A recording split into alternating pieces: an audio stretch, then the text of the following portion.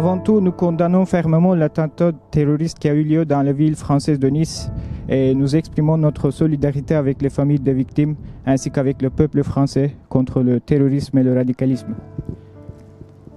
We are here today to commemorate Mustafa Kabakçıoğlu, a former police officer who recently died behind bars as one of Turkey's tens of thousands of political prisoners. On August 29, he was found dead in the isolation cell of a prison in northeastern Turkey. His last pictures showing his lifeless body sitting on a white plastic chair have profoundly shocked anyone with a conscience. He was sent there after showing symptoms of COVID-19. The Turkish authorities claim that they had offered to hospitalize him and that he had declined.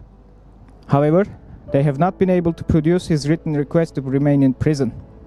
Instead, the authorities started going after social media users for raising the issue, which in today's Turkey typically amounts to an admission of guilt. Another dimension of the scandal was that Kabakçıoğlu was one of tens of thousands of people who, following a coup attempt in July 2016, were locked up based on bogus indictments and sham trials. He was convicted of terrorism based on absurd evidence such as his donations to charity, his use of an open mobile messaging app, and someone's testimony denouncing him as an alleged member of the Gülen movement. Back in April this year, amid the spread of COVID-19 in Turkey, the Turkish government passed legislation to ease the country's notoriously overcrowded prisons. This early release law discriminated against political prisoners under the guise of excluding those imprisoned for terrorism, a sinister trick to further persecute dissidents, former public sector workers, politicians, academics, journalists, and people from all walks of life with no record of violence.